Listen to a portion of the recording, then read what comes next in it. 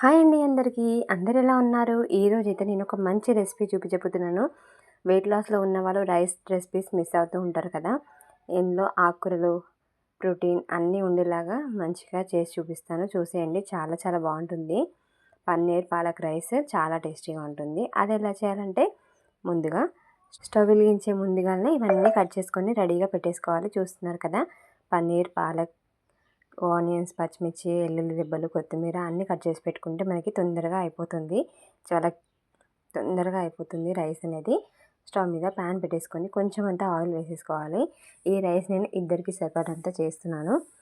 అవి వేసుకున్న తర్వాత ఇందులోకి కొంచెం సాజీర వేసుకోవాలి. ఇందులో సాజీర టేస్ట్ చాలా చాలా బాగుంటుంది.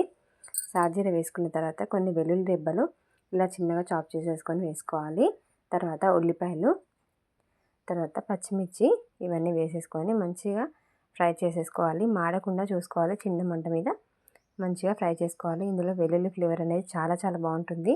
అస్సలు స్కిప్ చేయొద్దండి. ఇలా వేసిన తర్వాత మనం అల్లం వెల్లుల్లి వేసే కంటే ఇలా వెల్లుల్లి వేసుకుంటే చాలా బాగుంటుంది.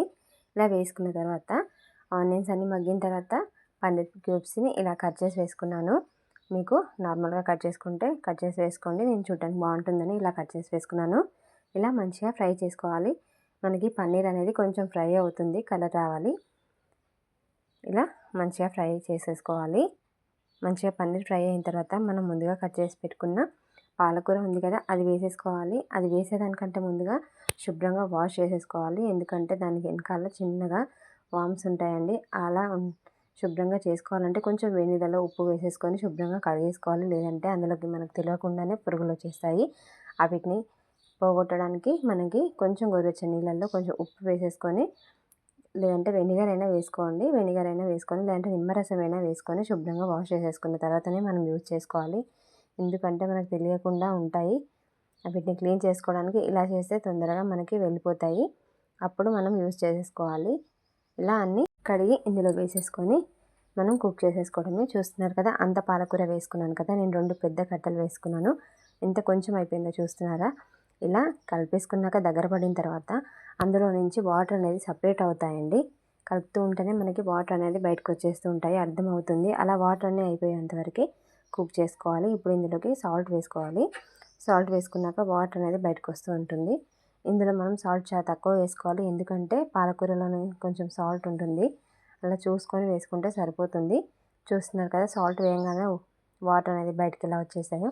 ఈ వాటర్ అనేది ఇంకిపోయేంతవరకు ఫ్రై చేసుకోవాలి. చూస్తున్నారు కదా, ఇలా పొడి పొడి అవ్వాలి. అప్పుడు మాత్రమే మనం రైస్ అనేది వేసేసుకోవాలి. ఇలా పొడి పొడి అయిన తర్వాత ఇప్పుడు మనం పొడి పొడిగా చేసుకున్న రైస్ కూడా వేసేసుకోవాలి.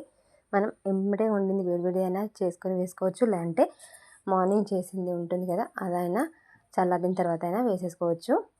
ఇలా వేసేసుకొని మంచిగా అంతా కలిపేసుకోవాలి. ఈ రైస్ క్వాంటిటీ అనేది ఇద్దరికీ సరిపోతుంది. మీరు క్వాంటిటీ కావాలంటే పాలకూర అయినా, పన్నీర్ అయినా, రైస్ అయినా కొంచెం పెంచుకోవచ్చు. చూస్తున్నారు కదా, ఇదంతా ఇందులో కలిపేసుకోవడమే. ఇందులో ఏమీ లేదండి, చాలా సింపుల్గా చేసేసుకోవచ్చు.